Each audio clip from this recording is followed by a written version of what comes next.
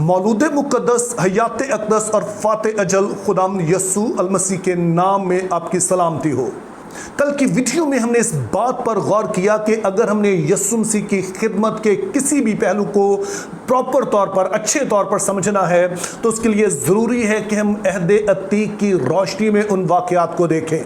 अब यस्सू मसीह की खिदमत का जो इंतहाई अहम हिस्सा है वो रूहुल कुद्स का नज़ूल है, और जाहिर है कि इसको भी हम ठीक तरह से नहीं समझ पाएंगे अगर हम इसका अहद अतीक का बैकग्राउंड जो है उसको मद्देनजर नहीं रखेंगे।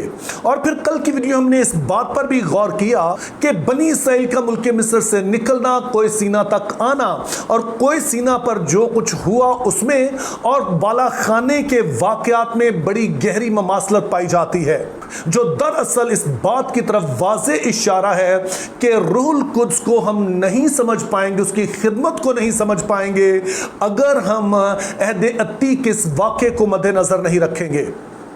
तो आइए हम उसी सिलसिले को जारी रखते हैं जो कल हमने शुरू किया था। तो इस हवाले से हमने याद रखना है कि जब खुदा ने बनी इसराइल के साथ अहद बांधा तो इस अहद का अहम हिस्सा शरीयत थी। अब आपने याद रखना है कि बाइबल जब लिखी जा रही थी उस जमाने में अहद बांधे जाते थे, और अहद दरअसल एक रिश्ता बांधने का एक आम तरीका था। और जब रिश्ता बांधा जाता तो उसी वक्त असूल कायदे तय किए जाते कि किन असूल कायदों के तहत जो है ये रिश्ता जो है वो चल सकेगा। तो जब असूल कायदे तय किए जाते तो इसमें अगरचे के दोनों ही के बेनिफिट्स को मद्देनजर रखा जाता, लेकिन आमतौर पर जो असूल कायदे तय किए जाते थे वो जो फ्रीक ज्यादा बड़ा होता, जो ताकतवर होता, वो तय करता कि क्या असूल व ज़वाबित होंगे जिनके तहत ये रिश्ता जो है वो चल सकेगा। अब जब कोई सीना पर खुदा ने अहद बांधा तो वहां पर खुदा ने ये असूल व ज़वाबित तय किए, और ये असूल व ज़वाबित जो थे वो शरीयत की सूरत में बनी इसराइल को दिए गए।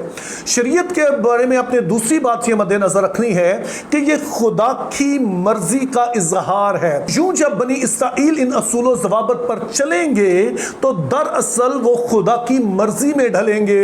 इसीलिए खुदा ने जब शरीयत दी तो कहा पाक बनो क्योंकि मैं तुम्हारा बुलाने वाला पाक हूं। यानी जब तुम इस शरीयत पर अमल करोगे तो तुम मेरी तरह का किरदार अपनाओगे और इस तरह से तुम मेरी नजर में पाक ठहरोगे, और जब तुम पाक होगे और मैं तो पहले से पाक हूं तो तभी हम इस रिश्ते में जो है वो साथ चल सकेंगे। लेकिन हमने कल की वीडियो में भी देखा कि जब खुदा ने यह शरीयत दे दी तो जब अभी मूसा पहाड़ पर है ताकि खुदा के हाथ से लिखी हुई वो लोहे जो हैं, वो जो तख्तियां हैं जिन पर शरीयत के 10 अहकाम जो है वो लिखे गए हैं, उनको लेकर नीचे आता तो उसके नीचे आने से पहले ही बनी इसराइल जो है एक बछड़ा बनाते हैं, और जो शरीयत की पहली ही शर्त थी यानी तू मेरे अलावा किसी और खुदा को ना मानना, तो कोई मूरत ना बनाना, वो टूट गया और यूं वो अहद भी टूट गया। तो फिर इसी शरीयत का जो अहद के तौर पर दी गई थी इसका एक हिस्सा यह था कि अगर बनी इसराइल शरीयत तोड़ेंगे तो फिर वो खुदा के साथ नहीं रह सकेंगे, और खुदा जो है वो उन्हें अपनी हजूरी से यानी कि मुल्क मौदा से उन्हें बाहर निकाल देगा। लेकिन हम देखते हैं कि अहद टूटने का जो सिलसिला कोई सीना पर शुरू हुआ वो कभी थम नहीं सका, बल्कि फिर सूरत हाल बद से बदतर होती चली गई। और जो अहद अतीक में बनी इसराइल की स्टोरी है वो अहद के मुसलसल तोड़े जाने की स्टोरी है। और जब बनी इसराइल मुसलसल ही अहद तोड़ते रहे तो फिर अहद की शर्त के मुताबिक ही खुदा ने कहा कि ठीक है, चूंकि तुम पाक नहीं बनना चाहते हो, तुमसे पाक बना नहीं जाता है, तो इसलिए अब तुम्हें असीरी में जाना होगा। तुम मेरे हजूर में नहीं रह सकते हो क्योंकि तुम मेरी मर्जी में ढल नहीं सके हो। ताहम बनी इसराइल की स्टोरी से चंद बातें वाज़ेह हो गई। नंबर 1 के इंसान अपनी कोशिश से खुदा की मर्जी में ढल नहीं सकता है, वो गुनाह से लड़ नहीं सकता है। दूसरी बात यह है तय हो गई कि चूंकि खुदा इंसान की फितरत से वाकिफ है इसलिए वो उन्हें छोड़ना भी नहीं चाहता है। लेकिन तीसरी बात यह भी तय हो गई कि खुदा गुनाह के साथ उन्हें कबूल भी नहीं कर सकता है। तो अब सवाल यह है कि इसका हल क्या है। तो जब खुदा बनी इसराइल को असीरी में भेज रहा था तो उसी दौर में एक बहुत बड़ा नबी खिदमत सर अंजाम दे रहा था जिसका नाम यिर्मयाह था, और वो बताता है कि फिर इस डायलीमा का ये जो एक बड़ी गंभीर सूरत हाल पैदा हो गई है कि इंसान खुदा की मर्जी में ढल नहीं सकता है और खुदा गुनाह के साथ उसे कबूल कर नहीं सकता है, तो फिर इसका हल क्या है। तो इसका हल यिर्मयाह बताता है कि खुदा एक नया अहद बांधेगा जिसमें कुछ खास इंतजाम करेगा ताकि गुनाह का जो है वो इलाज हो सके। तो आइए जरा हम यिर्मयाह 31 बाब उसकी 31 से 34 आयत पढ़ेंगे, और ये पूरा हवाला नहीं पढ़ेंगे बल्कि इसके बीच बीच में से मैं चंद अहम नुक्ते जो है पढ़ूंगा, और फिर हम देखेंगे कि खुदा ने इस मसले का क्या हल जो है वो पेश किया है। देख वो दिन आते हैं, खुदा फरमाता है, जब मैं इसराइल के घराने और यहूदा के घराने के साथ नया अहद बांधूंगा। खुदा फरमाता है, मैं अपनी शरीयत उनके बातन में रखूंगा और उनके दिलों पर उसे लिखूंगा, इसलिए कि मैं उनकी बदकिरदारी को बख्श दूंगा और उनके गुनाह को याद ना करूंगा। अब मेरे अजीजों, यहां पर बताया गया कि अगरचे के पुराना अहद बनी इसराइल ने तोड़ दिया है, लेकिन खुदा अब एक नया अहद बांधेगा। अब इस अहद की जो है वो दो बातें हमें बताई गई हैं।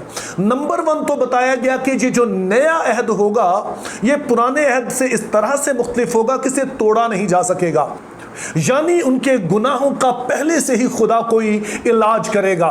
फिर दूसरी बात बताई गई कि ना सिर्फ खुदा उनके गुनाहों को माफ करेगा बल्कि वो शरीयत जो है उनके दिल पर लिखेगा। अब इसका क्या मतलब है कि खुदा अपनी शरीयत उनके दिल पर लिखेगा। अब आपने याद रखना है कि जिस दौर में यिर्मयाह नबी नबूवत कर रहा था, ठीक उसी दौर में एक दूसरा नबी भी नबूवत कर रहा था जिसका नाम हिजकिय्याह है, और हिजकिय्याह हमें बताता है कि इससे मुराद क्या है। तो आइए जरा हम हिजकिय्याह 36 बाब और उसकी 24 से 27 आयत तक पढ़ेंगे, और अगेन मैं इसके बीच बीच में से चंद अहम हिस्से जो है वो पढ़ूंगा। क्योंकि मैं तुमको उन कौमों में से निकाल लूंगा, तब तुम पर साफ पानी छिड़कूंगा और तुम पाक साफ होगे, और मैं तुमको नया दिल बख्शूंगा और नई रूह तुम्हारे बातन में डालूंगा, और तुमसे अपने आइन की पैरवी कराऊंगा और तुम मेरे अहकाम पर अमल करोगे और उनको बजा लाओगे। सो हिजकिय्याह एग्जैक्टली वही बात कह रहा है जो कि यिर्मयाह ने पहले कही। खुदावंद फरमाता है कि अगरचे बनी इसराइल असीरी में गए हैं, लेकिन उनमें से वो लोग वापस आएंगे जो कि मेरे साथ चलना चाहते हैं, और जब ऐसे लोग आएंगे तो मैं पहले नंबर पर तो उनको साफ करूंगा, उनके गुनाहों से उनको पाक करूंगा, और फिर मैं ये करूंगा कि उनके अंदर अपना पाकरू डालूंगा, और जब वो पाकरू उनके अंदर होगा तो तब वो मेरे अहकाम की पैरवी करेंगे, क्योंकि इसके जरिए से मैं अपनी शरीयत उनके दिलों पर लिखूंगा। मतलब क्या है? मतलब यह है कि रूहुल कुद्स उन्हें अंदर से तहरीक देगा कि वो खुदा के हुक्मों की पैरवी कर सकें।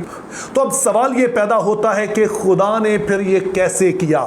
तो इसके लिए आपने यीशु मसीह की जिंदगी से 3 बातें याद रखनी है।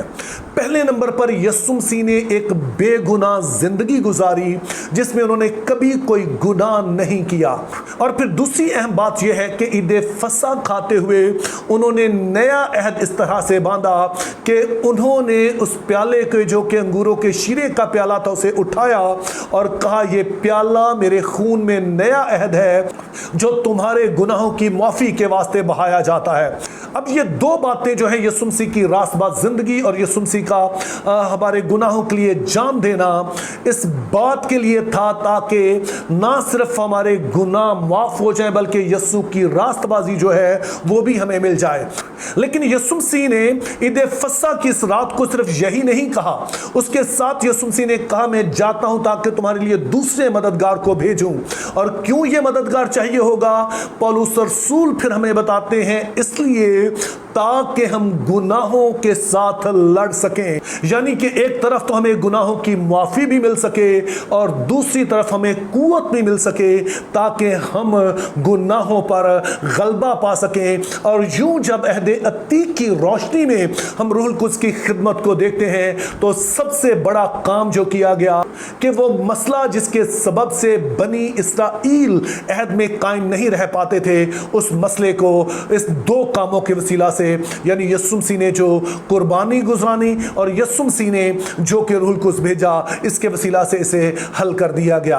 अब मैं ये कलीसिया की इंतहाई बदकिस्मती समझता हूं कि रूहुल कुद्स की जब बात की जाती है तो सिर्फ रूह की नेमतों की बात की जाती है।